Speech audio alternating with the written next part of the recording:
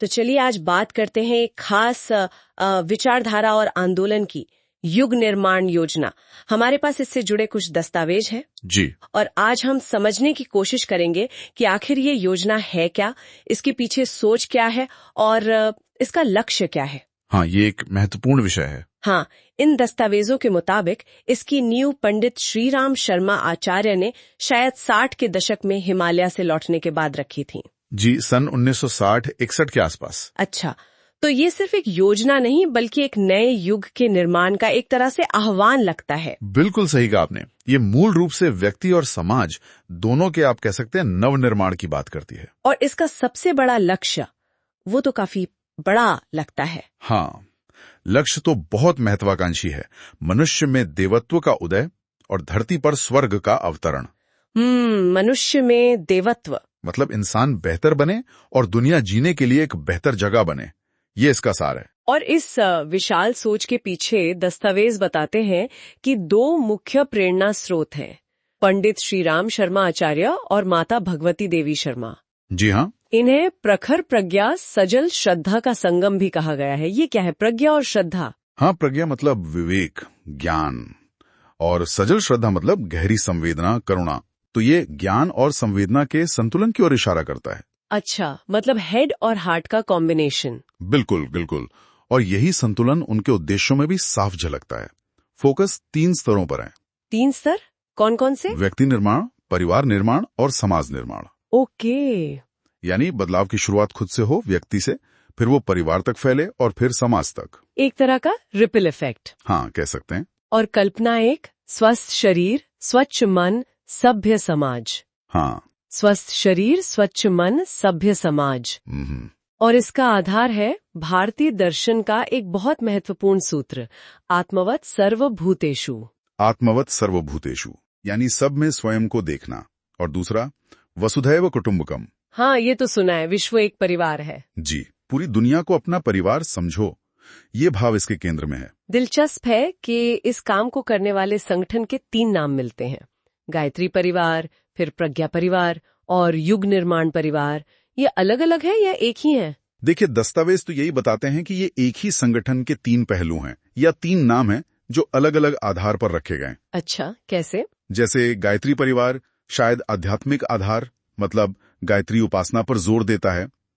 प्रज्ञा परिवार विवेकशीलता, ज्ञान, personality development, उस पर। ओके। और युग निर्माण परिवार सीधे तौर पर जो नवनिर्माण का एक्शन वाला पार्ट है, उससे जुड़ा है। तो मतलब ये दिखाता है कि ये योजना जीवन के कई आयामों, स्पिरिचुअल, इंटेलेक्चुअल और प्रैक्टिकल, सबको साथ लेकर चलना चाहती है। हाँ, बिल्कुल, एक होलिस्टिक अप्रोच कह सकते हैं इसे। और बदलाव लाने के लिए तरीके क्या सुझाए गए हैं? यहाँ मैंने पढ़ा कि 3 क्रांतियों का जिक्र है, नैतिक, बौद्धिक और सामाजिक क्रांति। ये तो बहुत बड़ा लगता है सुनने में। हाँ, ये 3 क्रांतियां दरअसल बदलाव के 3 स्तर हैं। नैतिक यानी चरित्र और मूल्यों में सुधार, मॉरल अपलिफ्टमेंट। हाँ। बौद्धिक यानी सोच और समझ का विकास, इंटेलेक्चुअल रिवोल्यूशन। और सामाजिक यानी समाज की संरचना और व्यवहार में परिवर्तन, सोशल चेंज। जी।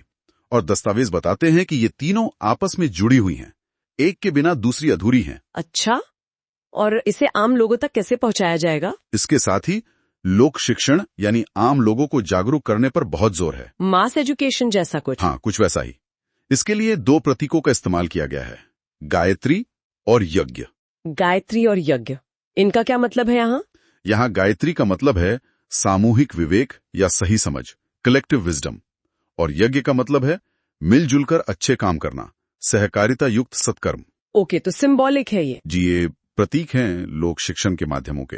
कुछ बुनियादी मान्यताएं, कुछ कोर बिलीफ्स भी बताए गए हैं, जैसे मनुष्य अपने भाग्य का निर्माता आप है।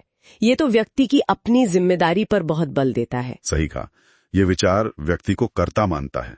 मतलब आप परिस्थितियों के दास नहीं हैं, आप क्रिएटर हैं। राइट। इसी से जुड़ी एक और मान्यता है, जो जैसा सोचता और करता है वो वैसा ही बन जाता है। अच्छा, थॉट्स बिकम थिंग्स वाली बात। हाँ, कुछ वैसा ही। यानी हमारे विचार और कर्म ही हमारा भविष्य तय करते हैं। और एक और महत्वपूर्ण बात जो इसमें कही गई है वो नर नारी के संबंध पर है। हाँ। उन्हें एक दूसरे का प्रतिद्वंद भी नहीं बल्कि पूरक माना गया है, कॉम्प्लीमेंट्री, जो समाज के संतुलन के लिए जरूरी है। ये एक अच्छी सोच है। अच्छा, व्यक्तिगत स्तर पर मतलब सेल्फ इम्प्रूवमेंट के लिए भी कुछ सूत्र दिए गए हैं। मैंने पढ़ा उत्कृष्ट चिंतन, आदर्श कर्तृत्व। हाँ, ये सूत्र व्यक्ति के आंतरिक और बाहरी जीवन दोनों को साधने के लिए हैं। उत्कृष्ट चिंतन, आदर्श कर्तृत्व मतलब अच्छी सोच और अच्छा काम।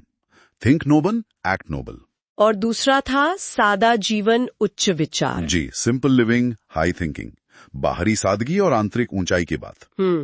इसी तरह जीवन को सही दिशा देने के लिए 4 स्तंभ बताए गए हैं: साधना, स्वाध्याय, संयम और सेवा। साधना, स्वाध्याय, संयम, सेवा, ये 4। हाँ, साधना यानी आंतरिक अनुशासन, स्पिरिचुअल प्रैक्टिस।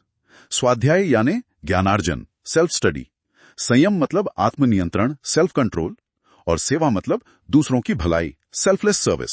तो ये चारों मिलकर व्यक्ति के संपूर्ण विकास का रास्ता दिखाते हैं। बिल्कुल, ये एक कंप्लीट फ्रेमवर्क है पर्सनल ग्रोथ के लिए। और इनका एक नारा भी है, हम बदलेंगे युग बदलेगा, हम सुधरेंगे युग सुधरेगा। ये तो सीधे तौर पर व्यक्तिगत बदलाव को दुनिया बदलने से जोड़ता है। हाँ, ये बहुत पावरफुल स्टेटमेंट है। ये व्यक्तिगत जिम्मेदारी पर जोर देता है। और एक और नारा, 21वीं सदी उज्जवल भविष्य, ये काफी आशावादी लगता है। जी, एक पॉजिटिव आउटलुक है फ्यूचर के लिए। और इनका प्रतीक चिन्ह है लाल मशाल। हाँ, लाल मशाल। वो किस चीज का प्रतीक है? वो समग्र क्रांति मतलब टोटल रेवोल्यूशन के लिए सामूहिक सशक्त प्रयास का प्रतीक है, एकजुट होकर बदलाव लाने की आग। अच्छा, ये सब मिलकर एक पूरी तस्वीर बनाते हैं। योजना में 7 बड़े आंदोलनों का भी जिक्र है। हाँ, 7 मुख्य आंदोलन है। साधना, शिक्षा, स्वास्थ्य, स्वावलंबन, नारी जागरण, पर्यावरण और व्यसन मुक्ति एवं कुरीति उन्मूलन। अरे, ये तो लगभग जीवन के हर पहलू को छू लेता है। बिल्कुल, ये 7 आंदोलन दिखाते हैं कि योजना का दायरा कितना बड़ा और कितना प्रैक्टिकल है। यह सिर्फ विचारों तक सीमित नहीं है। और इन्हें जमीन पर उतारने के लिए? हाँ, उसके लिए 3 तरह के अभियानों की बात कही गई है: प्रचारात्मक, रचनात्मक और संघर्षात्मक। प्रचारात्मक, रचनात्मक, संघर्षात्मक मतलब? प्रचारात्मक मतलब विचारों को फैलाना, अवेयरनेस क्रिएट करना। रचनात्मक यानी कंस्ट्रक्टिव काम करना, अच्छे कामों को संगठित करना। और संघर्षात्मक मतलब जो गलत चीजें हैं, जो बाधाएं हैं, उनका सामना करना, उनसे संघर्ष करना। ओके, तो प्रोपगेशन, कंस्ट्रक्शन और स्ट्रगल। जी, ये एक तरह से किसी भी बड़े सामाजिक बदलाव को लाने की सोची समझी रणनीति लगती है, स्टेप बाय स्टेप अप्रोच। तो कुल मिला के ये दस्तावेज एक ऐसी योजना का खाका खींचते हैं जो व्यक्ति के सुधार से शुरू होकर फिर परिवार, समाज और अंततः पूरे युग को बदलने का सपना देखती है। इसमें सिद्धांत भी हैं, कार्यक्रम भी हैं और एक स्पष्ट दिशा भी दिखती है। हाँ, ये एक बहुत ही विस्तृत और महत्वाकांक्षी योजना है। अब ये सब समझने के बाद एक सवाल मेरे मन में आ रहा है और शायद हमारे श्रोताओं के मन में भी आए। हाँ, पूछिए। अच्छा सवाल है। और अगर हाँ, तो फिर ये जो विचार है कि खुद को बदलने से वाकई दुनिया कैसे बदल सकती है, आज के संदर्भ में मतलब हमारे आज के लाइफस्टाइल और चैलेंजेस को देखते हुए आत्म परिवर्तन से युग परिवर्तन का असली मतलब क्या हो सकता है, इस पर शायद सोचने की जरूरत है।